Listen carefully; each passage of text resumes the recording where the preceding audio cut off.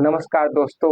आज हम चरक संहिता के 6वें अध्याय के विषय में आज बताने जा रहे हैं कि विसर्ग काल और अदान काल, जिसे दोनों कालों में 6 ऋतु होते हैं, उन 6 ऋतु में हमारी आहार विहार के अनुसार से हमारे आयु बढ़ते हैं और निरोग रहते हैं, हम स्वस्थ रहते हैं। और उन्हीं 6 ऋतु के आहार विहार की गड़बड़ से हम रोग रहते हैं और हमारी आयु क्षीण हो जाती है, हम दुख रहते हैं और हम कमजोर हो जाते हैं। इन्हीं 6 ऋतु के हिसाब से आहार विहार के बारे से आप लोग को बताने जा रहे हैं। आप इस वीडियो में लगातार बने रहे। आप सब्सक्राइब नहीं किया है तो आप जाकर सब्सक्राइब कीजिए। स्वस्थवर्धक ज्ञान चैनल, मैं वैद्य लखनलाल आज चरक संहिता के 6वें अध्याय के विषय में पूरे आज बात करने जा रहे हैं, जिसे 6 ऋतु होते हैं। और 6 ऋतु में हमारी 2 काल होते हैं, विसर्ग काल और आदान काल। 6 ऋतु में हमारी जो विसर्ग काल और अदान काल होते हैं, उन्हीं 2 काल को वो वेद में उसे उत्तरायण और दक्षिणायन कहते हैं। उसी के अनुसार से हमारे शरीर में जो रोग का परिवर्तन पड़ते हैं और हमारी आहार और विहार के हिसाब से हम निरोग होते हैं और स्वस्थ रहते हैं। इन्हीं के आधार से हमारी खान पान के अनुसार से, हमारी दिनचर्या के अनुसार से हम को बढ़ा सकते हैं, उम्र को बढ़ा सकते हैं और उम्र को हम रोग के कारण कम भी कर सकते हैं, क्योंकि हमारी आहार विहार ऋतु के हिसाब से और काल और विसर्ग काल के हिसाब से हम उसका उपयोग नहीं करते और हम ऋतु के हिसाब से नहीं चलते। इसी कारण हमें रोग हो सकते हैं।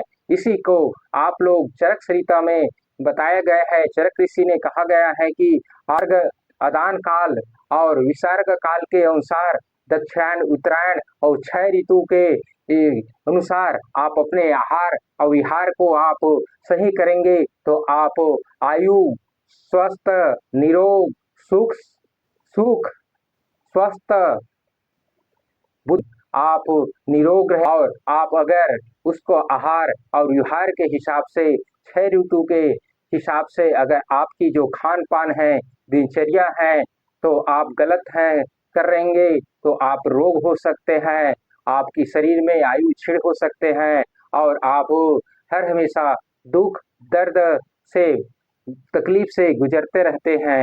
इन्हीं के लिए चरक संहिता में कहा गया है कि इसका आप दक्षिणायन उत्तरायण के हिसाब से खान काल और विसर्ग काल के हिसाब से आप अपनी खान पान को सही करें। अब आप लोगों को बताते हैं कि सूर्य 3 ऋतु में दक्षिणायन होते हैं और 3 ऋतु में उत्तरायण होते हैं। जैसे कि अदान काल ऋतु, शिशिर ऋतु, शिशिर ऋतु, बसंत ऋतु, ग्रीष्म ऋतु, विसर्ग काल ऋतु, वर्षा की ऋतु, शरद ऋतु और हेमंत ऋतु। यह बहुत ही इस 6 ऋतु में हमारी आयु एक साल में 6 ऋतु होते हैं और 6 ऋतु में 2 विसर्ग काल और आदान काल होते हैं।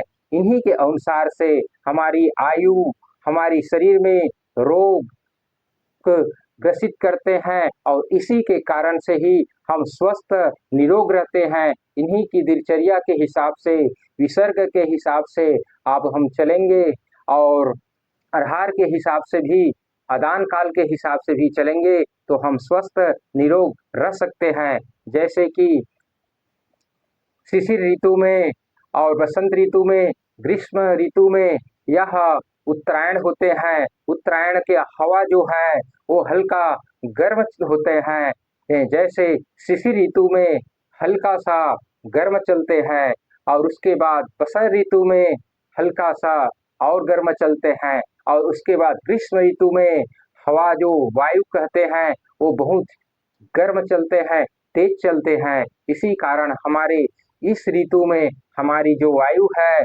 जो ताकत है, जो हमारी शरीर की जो व्याधा है, इस खान पान की वजह से अगर हम आहार को सर्वकाल में वर्षा ऋतु होते हैं उस समय हमारी जो शरीर में कमजोरी आ जाती है, और ग्रीष्म ऋतु जैसे अदान काल कहते हैं उस समय भी हमारे शरीर में गर्मी का अनुभव हो जाते हैं और हमें कमजोर महसूस करते हैं और हमारे शरीर कमजोर हो जाते हैं। शरद ऋतु और बसंत ऋतु में हमारी बल कुछ बढ़ जाते हैं और हम कुछ स्वस्थ रहते हैं। ऐसे हमारी जो चरक संहिता में बताए गए हैं चरक ऋषि ने, उसके अनुसार से आप लोगों को हेमंत ऋतु और शिशिर ऋतु में हमारे शरीर में एक ऊर्जा और ताकत का संचार होता है, क्योंकि उस समय ठंड रहते हैं और हमारे शरीर में अग्नि का त्रिवास होते हैं। इन्हीं 6 ऋतु के हिसाब से हमारी खान-पान के हिसाब से आप लोगों को जानकारी आप लोगों को अच्छी लगी तो यह वीडियो को लाइक करें, शेयर करें और इस चैनल को सब्सक्राइब करें। ऐसे ही आयुर्वेदिक ज्ञान की जानकारी के लिए हमारे चैनल से जुड़े रहें। धन्यवाद।